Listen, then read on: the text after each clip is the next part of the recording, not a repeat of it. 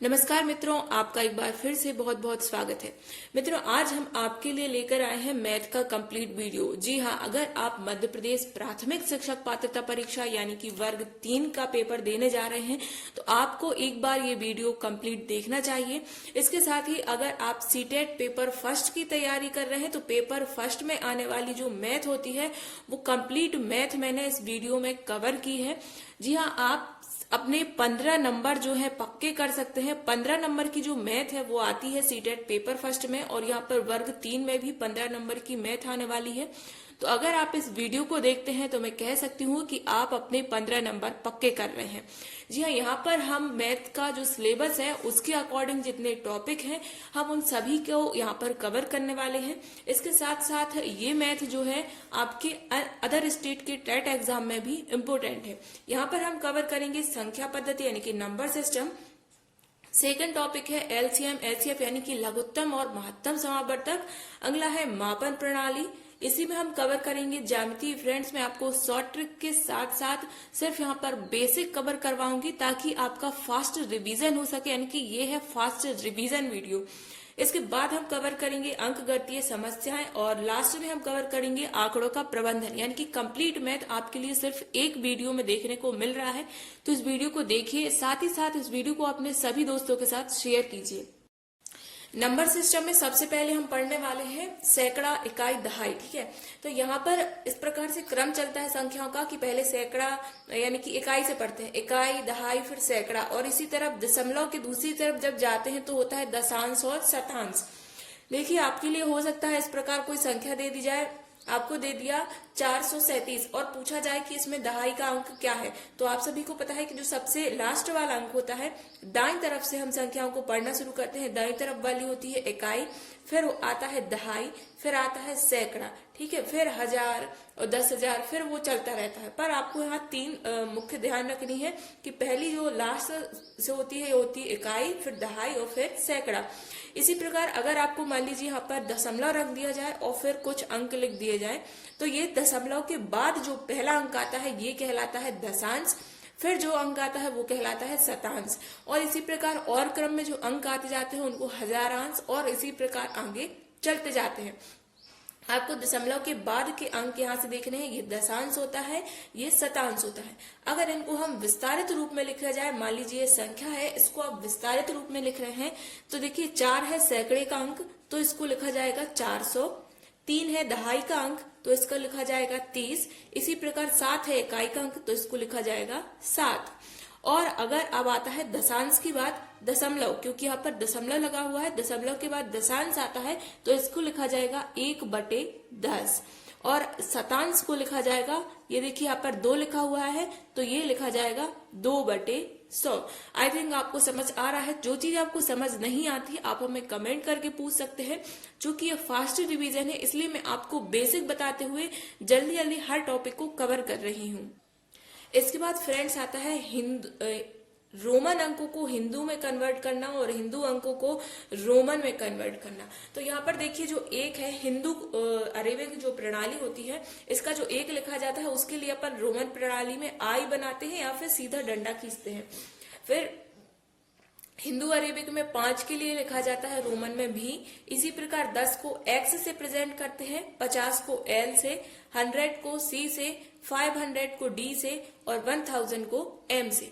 इसके बहुत से रूल्स होते हैं जिसका मैंने आपके लिए कंप्लीट वीडियो डाला हुआ है, उसको आप जरूर देखिए, लिंक आपको डिस्क्रिप्शन में मिल जाएगी। अगर आपने अभी तक रोमन को हिंदू में कन्वर्ट करना और हिंदू को रोमन में कन्वर्ट करना नहीं पढ़ा है तो एक बार जरूर देखिए, क्योंकि इससे एक ना एक प्रश्न जरूर पूछा जाएगा आपको, और अगर आपने नहीं देखा तो आप अपना 1 नंबर लॉस्ट कर देंगे।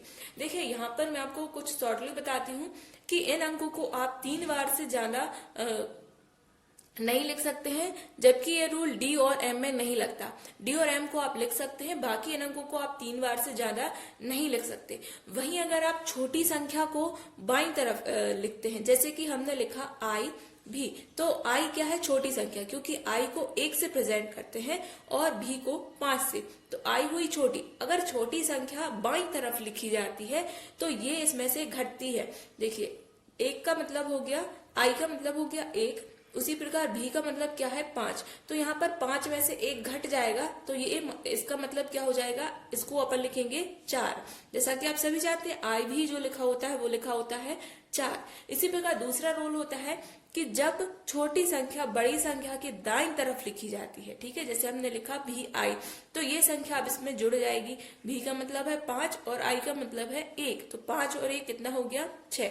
तो आपको पता है भी आई का मतलब क्या होता है 6, तो ये इसका रूल है। अब मान लीजिए हमें जैसे लिखना है कोई भी अंक, मान लीजिए मान लो हमें लिखना है 76। कई बार आपको पूछा जा सकता है कि 76 को रोमन में कैसे लिखा जाएगा, या फिर आपको कोई रोमन अंक दे दिया और आपसे पूछा जाएगा कि इसको आप हिंदू अरेबिक में कन्वर्ट करेंगे तो कौन सा अंक आएगा। मान लीजिए हमने लिया 76, तो आप 76 को किस प्रकार लिखेंगे। देखो 76 को आपको इन टर्म में तोड़ लेना है। सबसे पहले इसको आप तोड़ेंगे तो ये क्या हो जाएगा 50, क्योंकि 50 जो है सबसे बड़ा है। 70 तो हम लेंगे नहीं, क्योंकि अगर हम 100 लेते हैं तो हमें 3 बार 10 को घटाना पड़ेगा, जबकि हम 50 में सिर्फ 2 बार जोड़ेंगे तो हमारा ये आ जाएगा। तो यहाँ पर कितना हो गया 50 धन 10 धन 10, तो ये कितना हो गया 70। अब बचा 6, तो इसको हम लिख देंगे 6 लिखो, या फिर आप सीधा इस प्रकार लिख सकते हैं 5 धन 1, ठीक है, 5 धन 1 इस प्रकार लिखा। अब देखो 50 को आप कैसे प्रेजेंट करते हैं, 50 को करते हैं एल से, तो हो गया एल। फिर धन 10 और 10 इसको कैसे प्रेजेंट करते हैं एक्स से, तो 2 बार लिखा जाएगा एक्स और एक्स। चूंकि बड़ी संख्या के बाद हम छोटी संख्या ले रहे हैं तो ये लगातार क्या हो रही है, जुड़ रही है। फिर आएगा 5 को करते हैं हम भी से प्रेजेंट, 1 को हम करेंगे आई से, तो ये लिखा गया हमारा रोमन अंकों में 76। फ्रेंड्स, हो सकता है अगर आपने ये रोमन को हिंदू अरेबिक में या हिंदू अरेबिक को रोमन में कन्वर्ट करना पहली बार देखा है तो आपको इतने जल्दी ये समझ नहीं आएगा। उसके लिए आप मेरा कंप्लीट वीडियो जरूर देखिए, मैंने उसमें बहुत सारे एग्जाम्पल देकर कंप्लीट समझाया हुआ है, लिंक आपको डिस्क्रिप्शन बॉक्स में मिल जाएगा।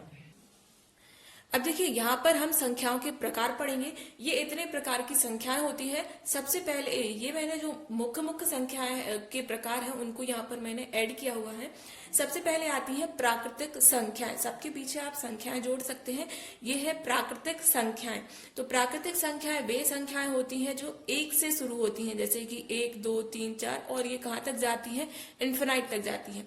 आपको सिर्फ इतना याद रखना है कि जो प्राकृतिक संख्या है वो 1 से शुरू होती है और अनंत तक जाती है। फिर आती है पूर्ण संख्याएं। पूर्ण संख्याएं 0 से शुरू होती है और फिर कहाँ तक जाती है, इन्फिनाइट यानी कि अनंत तक जाती है।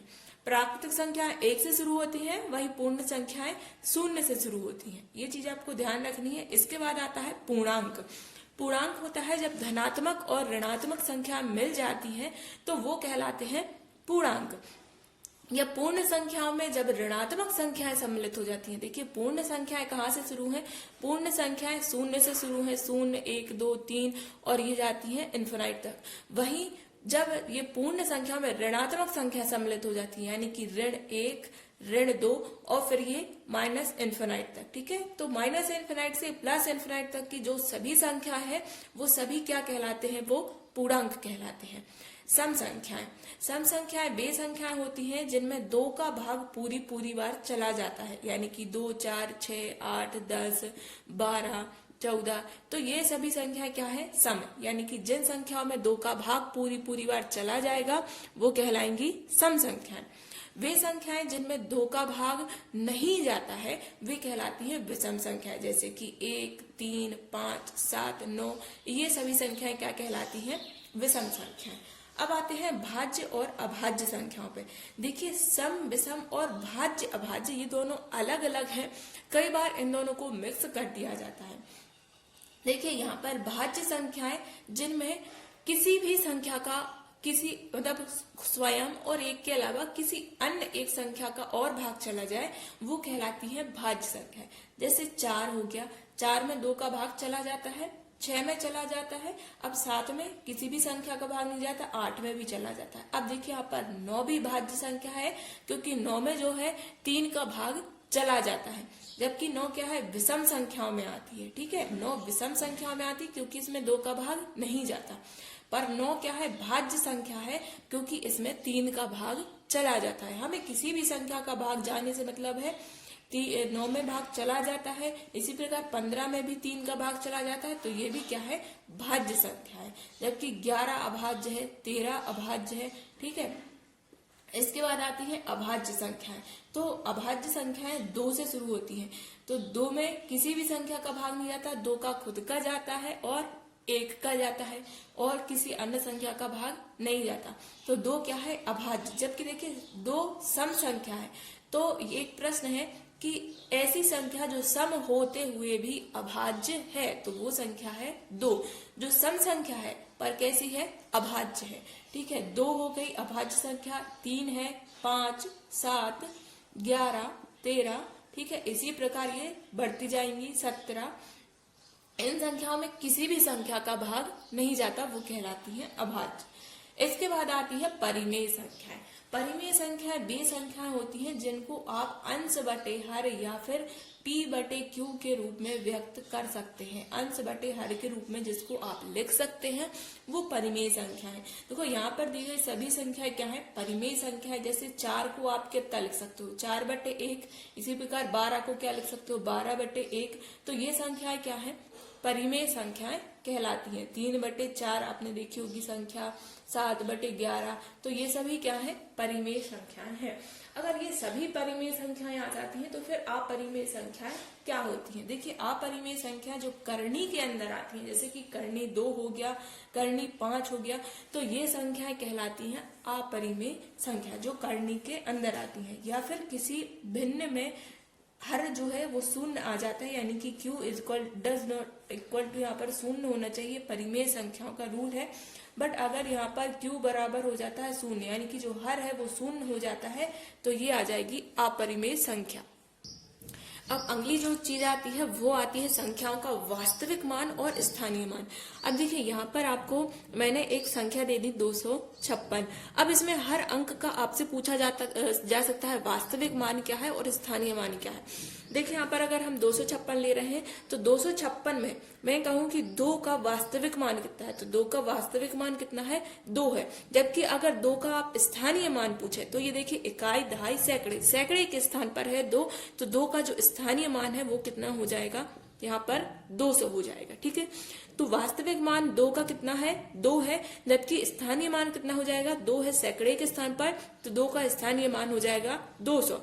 इसी प्रकार 5 का अगर हम वास्तविक मान का है तो 5 का वास्तविक मान 5 ही रहेगा, जबकि स्थानीय मान क्या है, इकाई और दहाई, दहाई के अंक पे है तो 10 का गुणा हो जाएगा, तो यहाँ पर 5 का स्थानीय मान कितना हो जाएगा, 50। वहीं 6 का वास्तविक मान 6 ही रहेगा और स्थानीय मान भी कितना है, 6। आपको मैंने इकाई, दहाई, सैकड़ा बताया है, उसी के अकॉर्डिंग यहाँ पर स्थानीय मान चलते हैं। एक और संख्या हम लेते हैं, ये आपको जरूर से जो है पूछा जा सकता है। यहाँ पर हम एक संख्या और ले लेते हैं। मान लीजिए हमने यहाँ पर ले लिया 759, ओके, 759 यहाँ पर हमने ले लिया। तो 759 में जो है हम अगर 7 का वास्तविक मान देखें तो 7 का वास्तविक मान तो 7 ही रहेगा। वहीं स्थानीय मान क्या हो जाएगा, ये स्थानीय मान हो जाएगा 700, क्योंकि ये है सैकड़े के स्थान पर।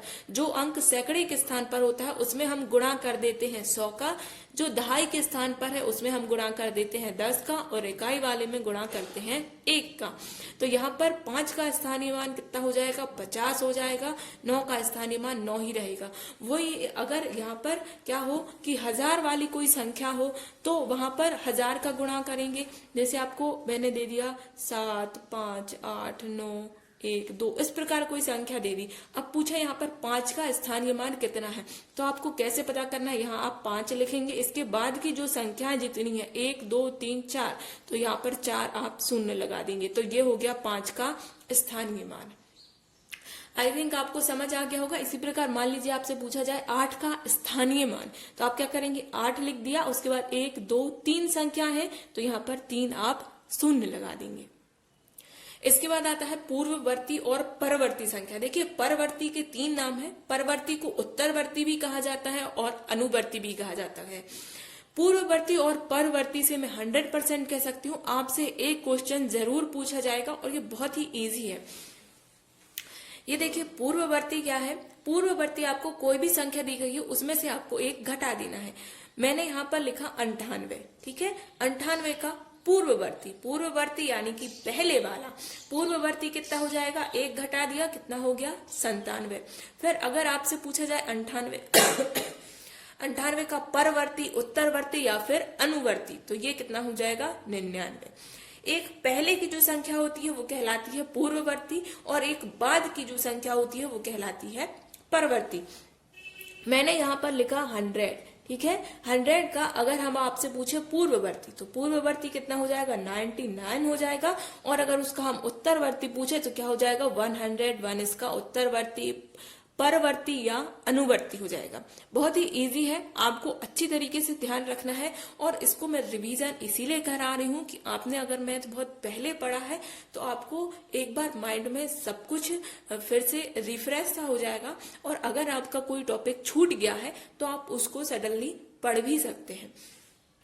फ्रेंड्स, मैं आपको जल्दी जल्दी इसलिए समझा रही हूँ क्योंकि मुझे इस वीडियो में आपके सारे टॉपिक कवर करने हैं, क्योंकि ये है रिवीजन वीडियो। अगर आपको कोई चीज समझ नहीं आती है तो आप उसको किसी भी चैनल से या कहीं किसी भी बुक से आप उसको विस्तृत रूप से पढ़ सकते हैं, और आप मुझसे पूछ सकते हैं, मैं आपको कमेंट में उत्तर देने का पूरा प्रयास करूंगी। इसके साथ ही अगर मेरा कोई वीडियो है जिसको मैंने विस्तार से समझाया तो देखिए फ्रेंड्स, आपको यहाँ पर कुछ फॉर्मूले दिख रहे हैं, आपको इनको रीड कर लेना है और अच्छी तरीके से याद कर लेना है। इनसे आपको क्वेश्चन पूछा जा सकता है। जैसे कि पहला फॉर्मूला दिया गया है कि प्रथम n सम संख्याओं का योग, तो इसका फॉर्मूला हो गया n+1। प्रथम n विषम संख्याओं का योग, तो इसका फॉर्मूला हो गया n²। इससे रिलेटेड मैं आपको एक दो क्वेश्चन हल कराने वाली हूं, तो इन फॉर्मूलों को आप स्क्रीनशॉट लेकर रख सकते हैं या फिर अपनी नोटबुक में इसको नोट कर सकते हैं और अच्छी तरीके से याद कर सकते हैं। अब देखिए, हमने जो फॉर्मूले पढ़े हैं उसके अकॉर्डिंग ये क्वेश्चन हम यहाँ पर सॉल्व करेंगे। आपसे क्वेश्चन पूछा जा सकता है कि 1 से 31 तक की विषम संख्याओं का योग ज्ञात कीजिए। तो आपको ध्यान रखना है कौन सा फॉर्मूला इसमें आया था, n तक की क्रमागत विषम संख्याओं का योग। ये आपका लिखा हुआ है 5वें नंबर पर फॉर्मूला। ये था n तक की विषम संख्याओं का योग। तो ये फॉर्मूला होता है n+1 डिवाइड बाई 2 और इसका हो जाता है होल स्क्वायर। तो यहाँ पर n की वैल्यू आपको कितनी रखनी है, 31 रखनी है, क्योंकि n तक की यानी कि 31 तक की विषम संख्याओं का योग यहाँ पर आपसे पूछ रहे हैं। तो 31 धन 1/2 और इसका हो जाएगा वर्ग। तो 31 में 1 जोड़ेंगे तो हो जाएगा 32/2 और इसका हमें रखना है वर्ग। अब ये 32 में हम 2 का भाग दे देंगे तो 2 एकम 2 और 2 16 32। तो यहाँ 16 का वर्ग कितना होता है ये आपको याद रखना, और अगर याद नहीं है तो आप करेंगे 16 में 16 का गुणा कर देंगे तो इससे आपको 16 का वर्ग निकल आएगा। मुझे तो याद है 16 का वर्ग होता है 256, तो यहाँ पर हमारा आंसर कितना आ गया 256। अब मान लीजिए आपसे पूछा जाता है कि प्रथम 5 सम संख्याओं का योग कितना है। प्रथम 5 सम संख्याओं का योग मान लीजिए आपसे पूछा जा रहा है, प्रथम 5 सम संख्याओं का योग। तो इसका फॉर्मूला क्या है, प्रथम 5 सम संख्याओं का योग या प्रथम n सम संख्याओं का जो योग होता है इसका फॉर्मूला है n+1। तो यहाँ पर n की वैल्यू आप कितनी रखेंगे, 5 रखेंगे। तो ये हो जाएगा 5 और ये कोष्टक के अंदर n, तो 5 धन 1 यानी कि 5 गुणे 6, 5 छक्के कितने होते हैं 30। तो प्रथम 5 सम संख्याओं का जो योग है ये कितना आ गया 30। अब अगर आप जोड़ते फिरेंगे कि सम संख्याओं का योग तो हो जाएगा 2 फिर 4 6 8 10, ये हुई प्रथम 5 सम संख्या। तो इनको आप जोड़ेंगे तो बहुत टाइम लगेगा, वही आप काम फॉर्मूले से करेंगे तो आपका बहुत ही इजीली हो जाएगा। आपको सिर्फ कुछ फॉर्मूले याद रखने हैं और उनमें n की वैल्यू रखनी है। छोटे छोटे से फॉर्मूले हैं, आप उसको जरूर याद रखिए। नंबर सिस्टम सबसे बड़ा टॉपिक है क्योंकि इसमें मैथ के जो बेसिक्स होते हैं उन सबको कवर किया जाता है, इसलिए ये टॉपिक थोड़ा लंबा चलता है। अब आती है भिन्न। क्या आता है, भिन्न आती है। भिन्न में आपको ये चित्र दिया जा सकता है कि चित्र दे दिया और पूछा गया कि इसको भिन्न के रूप में आप कैसे लिखेंगे। तो यहाँ पर सबसे पहले आपको गिनना है कि कितने डब्बों में इसको बांटा गया है। तो देखिए 1 2 3 4, 4 पार्ट में इसको बांटा गया है, तो बटे में आ जाएगा 4। और ऊपर हम संख्या लिखते हैं जो छायांकित भाग है। छायांकित भाग है जिसमें लाइन किया हुआ है, कलर किया हुआ है, तो यहाँ पर एक डिब्बे को कलर किया गया है, तो यहाँ पर हम लिखेंगे 1/4। इसी प्रकार मान लीजिए आपको ये चित्र दिया गया है, तो यहाँ आप गिनेंगे कि कितने डिब्बों को जो है कलर किया गया है, तो 1 2 3 डिब्बों को यहाँ पर कलर किया गया है, तो लिखेंगे 3 और बटे कितने कुल डिब्बे हैं, 1 2 3 4 5 6 7 8, तो बटे में कितना आ जाएगा 8। ये वर्ग और आयत हो गया। आप इसमें वृत्त में भी कर सकते हैं इसी प्रकार भिन्न के रूप में। यहाँ पर देखिए सभी जो डिब्बे हैं यानी कि सभी जो पार्ट हैं वो बराबर बराबर होने चाहिए। जैसे मैंने ये सर्कल बनाया, इसको मैंने 8 पार्ट में डिवाइड किया और कुछ को हमने यहाँ पर कलर कर दिया। ठीक है, यहाँ पर हमने कुछ को कलर कर दिया। अब ये पूछा जाएगा कि इसको भिन्न के रूप में कैसे लिखें, तो यहाँ पर कितने कलर किए हैं, देखो 1 2 3 4 पार्ट को हमने यहाँ पर कलर किया है। और कुल कितने पार्ट में हमने डिवाइड किया था, तो 1 2 3 4 5 6 7 8 भागों में हमने इसको डिवाइड किया था, तो ये हो गया 4/8। आई थिंक आपको समझ आ गया होगा। अब देखिए यहाँ पर भिन्न तो हमने पढ़ ली, जिसको अंश बटे हर के रूप में व्यक्त करते हैं वो कहलाती है भिन्न।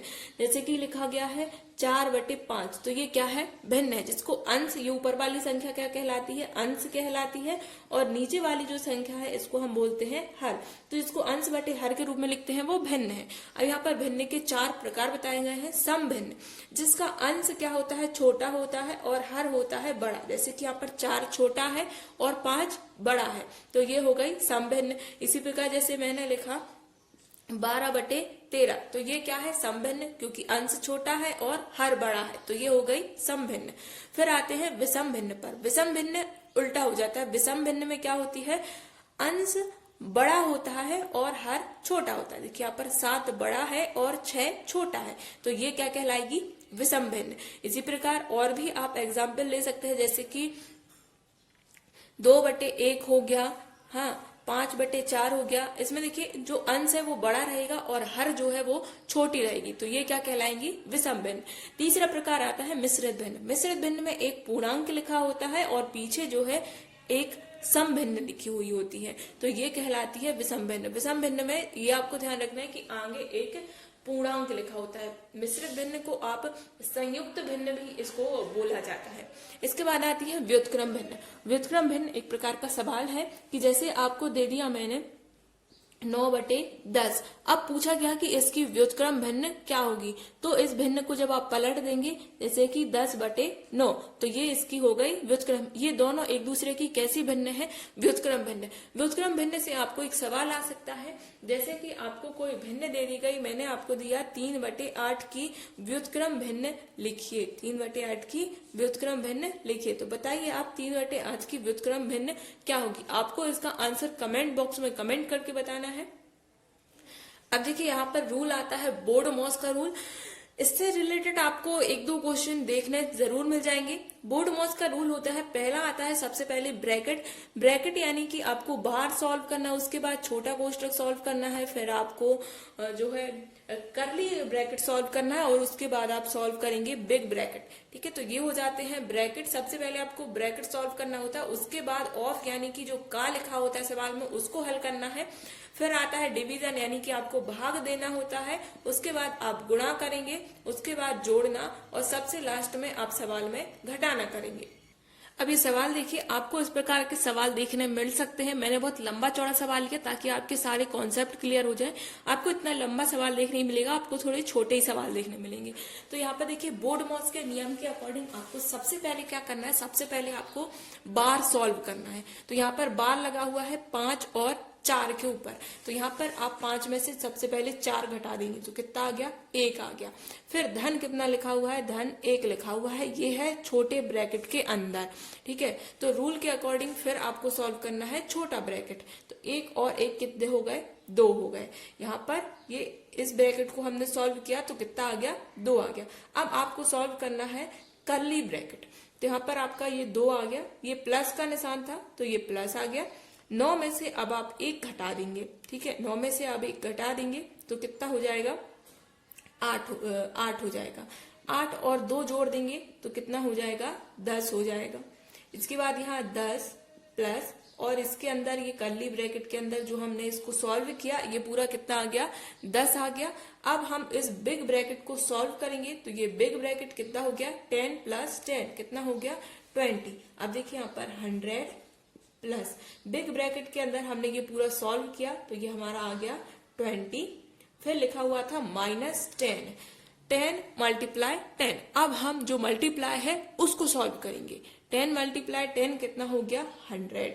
अब यहाँ पर हम एडिशन कर देंगे तो सबसे 100 और 20 कितना हो गया, 120, और -100 था तो यहाँ पर कितना आ जाएगा, 120 में से हम 100 माइनस करेंगे तो ये आ जाएगा 20। ये हो गया हमारा आंसर।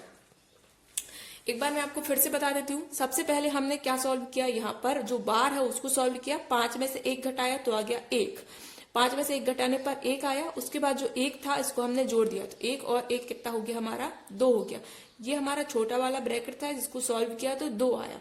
इसके बाद हमने लिया इस जो कर्ली ब्रैकेट है इसको लिया तो यहाँ पर छोटे ब्रैकेट का 2 आया था, 9 में से 1 घटाया तो आया 8, तो इसके अंदर जो है ये आ गया 8 और ये आ गया 2, तो 8 और 2 हमने जोड़ दिए तो ये जो इतना है इसका आंसर हमारा कितना आ गया था, 10। इसके बाद हम इस ब्रैकेट पर आए तो यहाँ पर ये 10 लिखा हुआ है प्लस इतने का मान आया था 10, तो ये 10 और 10 हमने जोड़ दिए तो ये हो गया कितने, 20। इसके बाद बाहर आ गए हम निकल के 100 पहले से था, मल्टीप्लाई करना था तो ये हमने मल्टीप्लाई कर दिया, 10 मल्टीप्लाई 10 तो ये आ गया 100। यहाँ पर हमने प्लस कर दिया और फिर माइनस कर दिया। अगले टॉपिक की तरफ बढ़ते हैं। अगला टॉपिक है लघुत्तम और महत्तम समावर्तक। तो यहाँ पर हम एक एक क्वेश्चन सॉल्व करेंगे, एक लघुत्तम समावर्तक का और एक महत्तम समावर्तक का। अगर आप लघुत्तम और महत्तम समावर्तक विस्तार से समझना चाहते हैं तो आप हमें कमेंट करके बताइए, मैं उसका आपको एक कंप्लीट वीडियो बनाऊंगी। बट यहाँ पर हम सिर्फ एक एक क्वेश्चन सॉल्व करेंगे। आई होप आपके लिए एक क्वेश्चन में भी समझ आ जाएगा। अब देखिए यहाँ पर हमें लघुत्तम निकालना है तो यहाँ पर हम निकालेंगे इनके अभाज्य गुणनखंड। जैसे 25, 60, 75, 80 इनका हमें लघुत्तम निकालना है तो इनका लघुत्तम जो है एक साथ ही निकाला जाता है, 25, 60, 75, 80। अब हम यहाँ देखेंगे कि जो संख्याएं हैं इनमें से यदि किसी एक संख्या में भी 2 का पूरी बार भाग जाता है तो हम 2 का भाग देंगे। जैसे यहाँ देखिए 60 का इकाई अंक क्या है, 0। इसी प्रकार 80 का इकाई अंक क्या है, 0। यानी कि 60 और 80 में 2 का भाग पूरी बार चला जाएगा तो हम यहाँ पर 2 का भाग देंगे। देखिए जिस संख्या में 2 का भाग नहीं जा रहा है उसको हम जहां का तहां लिखेंगे।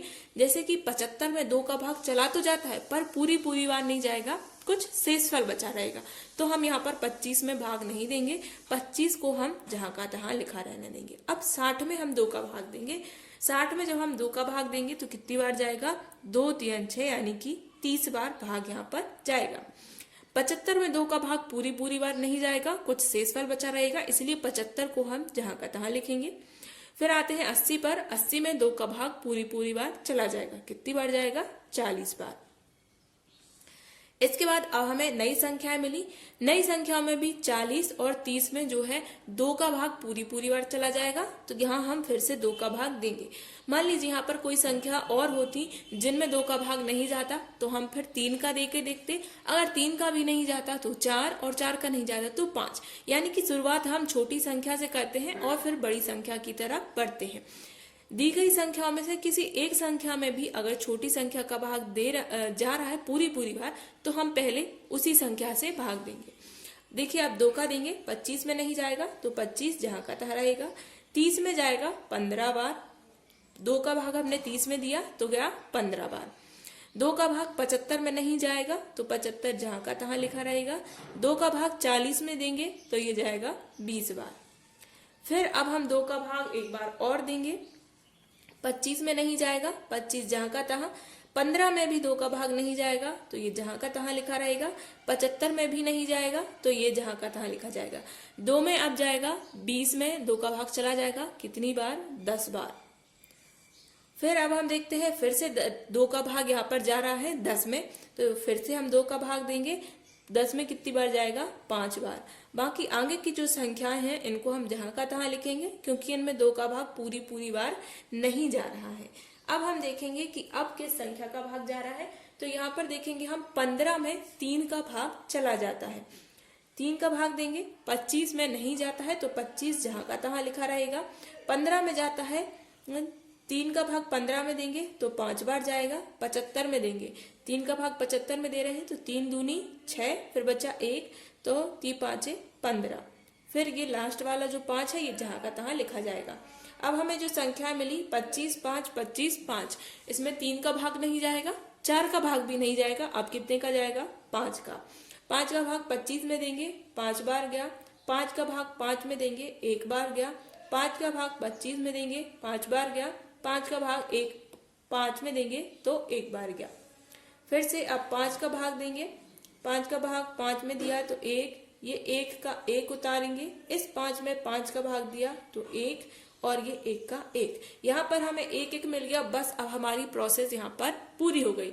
अब देखिए हमें जो आगे ये संख्याएं मिली हैं इनका हम आपस में गुणा कर देंगे तो हमें क्या मिल जाएगा?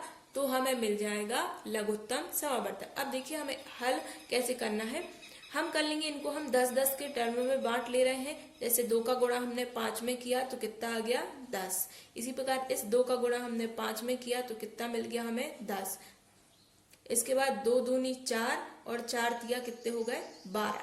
ठीक है, 4 तिया हो गए 12। तो 12 गुणित 10 हो गए 120 और फिर गुणा किया तो हो गए 1200। तो यहाँ पर लघुत्तम हमें कितना मिल गया है? 1200 हमें लघुत्तम इसका मिल गया, या लघुत्तम समावर्तक या लासा जिसको बोलते हैं, लीस्ट कॉमन फैक्टर। तो यहाँ पर कितना मिल गया हमें? 1200। यानी कि 1200 वो सबसे छोटी संख्या है जिसमें इन चारों संख्याओं का भाग चला जाएगा।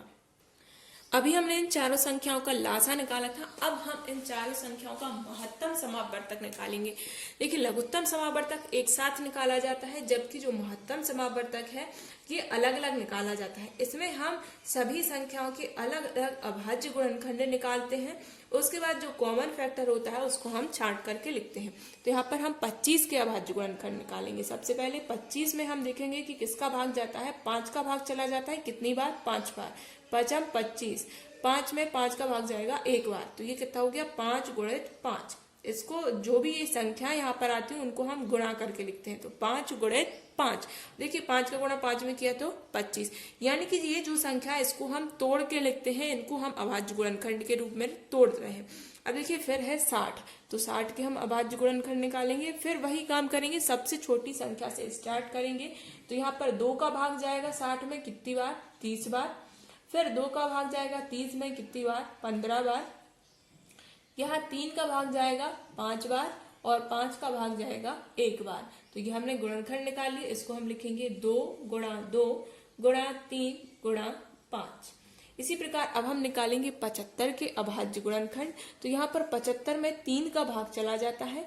3 दूनी 6, 3 5 15। फिर 5 का भाग जाएगा 5 25 और फिर 5 का जाएगा 5 एकम 5। तो इसको हम लिखेंगे 3 गुणित 5 गुणित 5। अब हम निकालेंगे 80 के अभाज्य गुणनखंड। 80 के अभाज्य गुणनखंड निकालेंगे। सबसे पहले 2 का भाग जाएगा 2 40 80। फिर 2 का भाग देंगे 2 20 40। फिर 2 का देंगे 2 धाम 20। फिर 2 का देंगे 2 पंचे 10। फिर अब जाएगा 5 का 5 एकम 5। तो यहाँ पर 80 के अभाज्य गुणनखंड कितने आ गए हैं? 2 गुणा 2 गुणा 2 गुणा, देखिए 4 बार आया है 2 और फिर क्या आ गया है यहाँ पर? 5। तो इस प्रकार हमने इन चारों संख्याओं के जो है अभाज्य गुणनखंड यहाँ पर निकाल लिए हैं। अब देखिए महत्तम निकालने के लिए क्या किया जाता है? इन चारों में जो कॉमन संख्या है उसको हम छांटते हैं। जैसे देखिए इसमें इसके अभाज्य गुणनखंड में 5 आया है, इसके अभाज्य गुणनखंड में भी 5 आया है, इसमें भी 5 है और इसमें भी एक बार 5 है। तो यहाँ हमने 5 लिख दिया। अब देखिए क्या कोई और संख्या है जो इन चारों में आई है? देखिए यहाँ पर 5 है पर इसमें अब कोई भी 5 नहीं है, इसमें है पर इसमें भी नहीं है। तो यहाँ पर 5 हम कॉमन नहीं ले सकते। और कोई संख्या भी यहाँ पर ऐसी नहीं है जो इन चारों के अभाज्य गुणनखंड में आ रही है। तो यहाँ पर हमारा जो मासा है वो कितना हो जाएगा? 5 हो जाएगा। बस यही हमारा आंसर है। देखिए इसके अंतर्गत 2 चीजें और आपको देखने मिल जाएंगी। एक होता है गुणनखंड और एक होता है गुणज। देखिए इनमें सिर्फ इतना अंतर है, जैसे आपको मैंने एक संख्या ले ली 15, तो 15 के गुणनखंड जब आपसे पूछे जाते हैं तो आप उन 15 से छोटी उन सभी संख्याओं को लिखेंगे जो 15 को विभाजित कर देती है, यानी कि जिनका भाग 15 में चला जाता है। तो 15 से छोटी या और 15 को मिला के, जैसे 1 का भाग आप देंगे 15 में चला जाएगा, 2 का भाग नहीं जाएगा, 3 का भाग चला जाता है, 3 5 15। इसके बाद 5 का भाग भी चला जाता है 15 में, और अब कोई संख्या नहीं है जिसका भाग 15 में जाता है। अब सीधा क्या आ जाता है 15। तो 15 के गुणनखंड क्या होगा 1 3 5 और 15। देखिए जो संख्या जैसे कि 15 है तो 15 से छोटी ऐसी संख्या है जिनका भाग 15 में पूरी बार चला जाता है, वो सब क्या कहलाती है, उस संख्या के गुणनखंड कहलाती है। फिर आते हैं गुणज। तो गुणज यानी कि उस संख्या का आपको दुनिया जो होता है वो लिखना है, जैसे 15 एकम 15, 30, 45, 60। तो ये सभी क्या है 15 के गुणज है, यानी कि दी गई संख्या से बड़ी ऐसी संख्याएं जिनको दी गई संख्या विभाजित कर देती है, वो सभी उसके गुणज कहलाते हैं। अब देखिए हमारा अगला टॉपिक क्या है, मेजरमेंट सिस्टम यानी कि मापन प्रणाली, जिसके अंतर्गत आप पढ़ेंगे कि छोटी इकाई से बड़ी इकाई में कन्वर्ट करना या बड़ी इकाई से छोटी इकाई में कन्वर्ट करना। सबसे पहले मैंने यहाँ पर लिया है किलोमीटर। तो देखिए 1 किलोमीटर में कितने मीटर होते हैं, 1 किलोमीटर में हो जाएंगे 1000 मीटर। उसी प्रकार 1 मीटर में होते हैं 100 सेंटीमीटर और 1 सेंटीमीटर में होते हैं 10 मिलीमीटर। इसी प्रकार आप ग्राम, किलोग्राम और लीटर, मिलीलीटर, इनको आप कन्वर्ट कर सकते हैं। जैसे कि 1 लीटर में होते हैं 1000 मिलीलीटर, 1 किलोग्राम में होते हैं 1000 ग्राम, और 1 किलोग्राम में कितने होते हैं 1000 ग्राम, और 1 ग्राम में देखिए 1 किलोग्राम में 1000 ग्राम और 1 ग्राम में होते हैं 1000 मिलीग्राम, ये आपको ध्यान रखना है। वैसे ही 1 लीटर में होते हैं 1000 मिलीलीटर, ठीक है, और 1 लीटर में कितने होते हैं 1000 मिलीलीटर। ये आपको जो मेन इकाइयां हैं मैंने यहाँ पर बताई हैं, आपको इनको याद करना है। ये हम दैनिक जीवन में भी उपयोग करते हैं, तो आपको ये चीजें पता भी होंगी। देखिए अगला आता है मापन प्रणाली में, ये बहुत ही इंपॉर्टेंट टॉपिक है। इसमें आ रहा है आयत, परिमाप के सूत्र पूछे जाएंगे, ठीक है। आयत का परिमाप, वर्ग का परिमाप, समबाहु त्रिभुज का परिमाप, वृत्त की परिधि। परिधि या परिमाप एक ही चीज है। तो यहाँ पर आयत के परिमाप का सूत्र होता है 2 गुणित लंबाई धन चौड़ाई। आपके लिए मान लीजिए कोई चित्र दे दिया या फिर सवाल दे दिया कि कोई आयत है, उसकी लंबाई है 4 सेंटीमीटर और चौड़ाई है 2 सेंटीमीटर, तो आपको उसका परिमाप निकालना है। तो आप कैसे निकालेंगे, 2 गुणित, अब देखिए लंबाई कितनी है यहाँ पर 4, तो 4 धन चौड़ाई कितनी है, ये चौड़ाई कितनी है 2, तो यहाँ पर आ जाएगा 2। 4 और 2 कितने हो गए 6, और 2 गुणित, तो 6 गुणित 2 हो जाएंगे 12। तो यहाँ पर जो है परिमाप कितना निकल के आ गया 12। इस प्रकार के आपको छोटे छोटे से सवाल यहाँ पर पूछे जा सकते हैं। वहीं दूसरा सूत्र है वर्ग का परिमाप। तो वर्ग का परिमाप बराबर क्या होता है 4 गुणित भुजा। मान लीजिए आपको कोई वर्ग दे दिया और उसकी एक भुजा की लंबाई आपको दे दी, मान लीजिए 5 सेंटीमीटर, यहाँ पर वर्ग की भुजा की लंबाई दे दी। क्योंकि वर्ग की चारों भुजाएं कैसी होती हैं, बराबर होती हैं। अगर एक भुजा की लंबाई 5 है तो बाकी की भी क्या होगी 5 होगी। तो आपको निकालना है वर्ग का परिमाप। तो ये हो जाएगा 4 गुणित भुजा यानी कि 5, 4 पंचे कितना हो गया 20। तो इस प्रकार आप वर्ग का परिमाप निकाल लेंगे। फिर आता है समबाहु त्रिभुज का परिमाप। समबाहु त्रिभुज यानी कि ऐसा त्रिभुज जिसकी तीनों भुजाएं कैसी होती हैं, बराबर बराबर होती हैं। मान लीजिए यहाँ पर तीनों भुजाओं की लंबाइयां कितनी है 6 है, तो इसका परिमाप आपको निकालना है। तो 3 गुणित भुजा की जगह कितनी रख देंगे आप, इस भुजा की माप रख देंगे, तो 6 3 कितना हो गया 18। तो इस प्रकार समबाहु त्रिभुज का परिमाप आप निकाल सकते हैं। फिर आता है वृत्त की परिधि। मान लीजिए आपको एक वृत्त दे दिया, उसकी त्रिज्या आपको दे दी 2 सेंटीमीटर या कोई और संख्या दे दी, मान लीजिए 7 सेंटीमीटर आपको वृत्त की त्रिज्या दे दी। फिर पूछा कि वृत्त की परिधि निकालिए, तो ये हो जाएगा 2 गुणित, यहाँ पर जो पाई की वैल्यू है ये मानी जाती है 22/7। ये आपको याद रखनी है, आपको सवाल में भी दी जाएगी कि जो पाई है ये इसको पढ़ते हैं अपन पाई, तो पाई की वैल्यू होती है 22/7। तो यहाँ पर हो गया 22/7। गुणित यहाँ पर आर यानी कि क्या कहलाते हैं, आर को हम बोलते हैं त्रिज्या।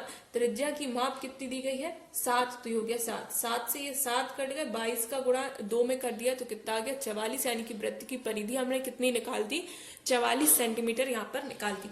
ये चारों सूत्रों से मैंने आपको सवाल हल करके बताया है। बहुत ही इजी सवाल है। आपको मेन क्या करना है, ये सूत्र याद रखने हैं, फिर सवाल में आपको जो माप दी गई है उस माप को इस सूत्र में फिल कर देना है और जो गुणा या जोड़ है वो आपको कर देना है, तो आपका आंसर निकल आएगा।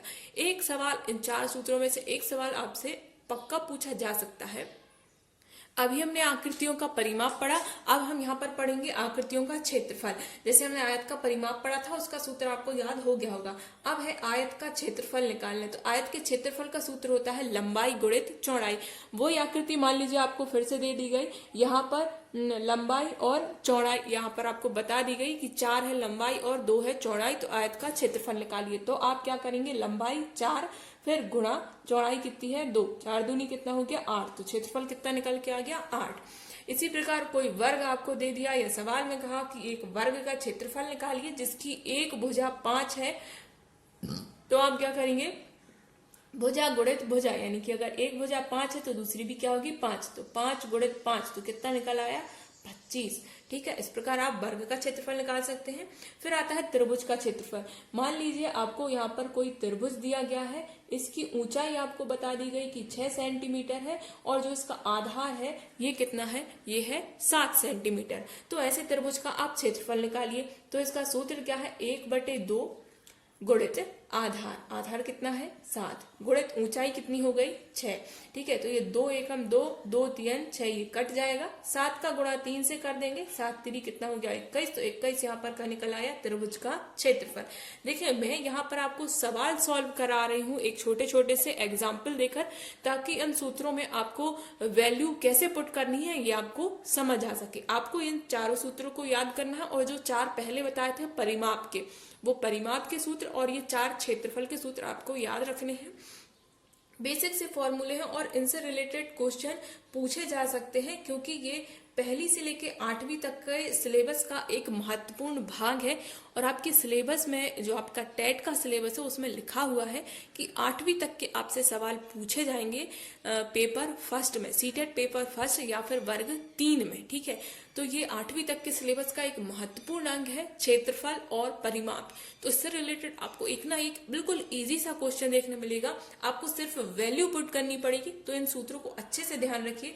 फिर आता है वृत्त का क्षेत्रफल। आपको कोई वृत्त दे दिया, मान लीजिए अब आपको इन्होंने व्यास कहा कि जो व्यास है ये व्यास कितना है 14 सेंटीमीटर है। ठीक है, ध्यान रखना कि व्यास 14 सेंटीमीटर है, तो आपको अगर त्रिज्या निकालनी है तो व्यास बराबर क्या होता है, त्रिज्या बटे त्रिज्या गुणित 2, या फिर आपको जैसे व्यास दिया गया है और त्रिज्या निकालनी है तो त्रिज्या बराबर क्या होता है, व्यास बटे 2। तो त्रिज्या निकालने के लिए आप क्या करेंगे, 14 में आप देंगे 2 का भाग, तो कितनी निकल के आ गई आपकी त्रिज्या, निकल के आ गई यहाँ पर 7। पाई, पाई आर का वर्ग, आर क्या है यहाँ पर त्रिज्या, तो त्रिज्या हमने कितनी निकाली 7, क्योंकि यहाँ पर हमें व्यास दिया गया था। हो सकता है आपको त्रिज्या यहाँ पर कुछ और दे दी जाए। ठीक है, तो यहाँ पर त्रिज्या का मान रखना है, आपको ये चीज ध्यान रखनी है कि व्यास का मान नहीं रखना। पाई का मान कितना होता है 22/7 होता है। इसके बाद आपको त्रिज्या हमने यहाँ पर 7 निकाली, वर्ग लगा हुआ है इसलिए हम 7 गुणित 7 यानी कि त्रिज्या को हम 2 बार गुणा करेंगे। 7 से 7 कट गया, 22 का हम 7 में गुणा कर देंगे तो कितना आ जाएगा, ये आ जाएगा 154। देखिए मैंने यहाँ पर बिल्कुल छोटी छोटी सरल संख्याएं ली, क्योंकि मेरा उद्देश्य आपको सवाल समझाना था। बाकी आप प्रैक्टिस करने के लिए मैं प्रयास करूंगी कि इसका जो नेक्स्ट वीडियो हो वो उसमें मैं आपके लिए जो है सवाल लेके आऊं, जो भी मैंने बेसिक समझाया है उससे रिलेटेड मैं आपके लिए सवाल समझाऊं। फ्रेंड्स, अगर आप इससे रिलेटेड सवाल और समझना चाहते हैं तो इस चैनल को सब्सक्राइब कीजिए और हमें कमेंट करके बताइए क्या आप इससे रिलेटेड सवाल चाहते हैं, तो मैं उसका आपके लिए एक और वीडियो बना सकूं। फ्रेंड्स, इस वीडियो में जो है हमने यहाँ पर 3 टॉपिक कवर कर लिए हैं। गणित के जो हमने आपके लिए 6 टॉपिक लिख के बताए थे कि संख्या पद्धति, लघुत्तम, महत्तम, समापवर्तक, मापन प्रणाली, ज्यामितीय और अंकगणितीय समस्याएं और आंकड़ों का प्रबंधन। तो यहाँ पर 3 टॉपिक जो है हमने कवर कर लिए हैं। एक नंबर सिस्टम कर लिया है, HCF LCM कंप्लीट कर लिया है, इसके साथ हमने यहाँ पर मेजरमेंट सिस्टम, इन 3 टॉपिक को कवर कर लिया है। वीडियो काफी लंबा हो रहा है, इसलिए हम इस वीडियो में अभी सिर्फ 3 टॉपिक ले रहे हैं। इसका मैं पार्ट 2 बनाऊंगी, तो बाकी के जो 3 टॉपिक है, ज्यामिति, अंकगणितीय समस्याएं और आंकड़ों का प्रबंधन और प्रतिरूप, तो ये चीजें हम उस नेक्स्ट वीडियो में कवर करेंगे। बिकॉज यहाँ पर समय बहुत हो चुका है, तो ये वीडियो काफी लंबा भी खिंच रहा है और इस पे आपका रिस्पॉन्स क्या रह रहा है ये देखते हुए मैं आपको नेक्स्ट वीडियो भी जल्द ही लाऊंगी। तो इस वीडियो को अपने सभी दोस्तों के साथ शेयर कीजिए। आपको वीडियो कैसा लगा ये हमें कमेंट करके बताइए। क्या मुझे इस वीडियो में, यानी कि जब मैं इसका पार्ट 2 बनाऊं, तो मुझे क्या उसमें सवालों को ज्यादा ऐड करना चाहिए या फिर सिर्फ बेसिक आपका कंप्लीट कराना चाहिए, ये मुझे आप सजेशन जरूर दीजिए। क्योंकि आपके पास अब पढ़ने के लिए बहुत ही कम समय है, तो आप किस प्रकार का रिवीजन चाहते हैं ये आप हमें कमेंट करके जरूर बताइए, ताकि मुझे आइडिया हो सके और मैं अपना जो वीडियो है आपके अकॉर्डिंग बना सकूं।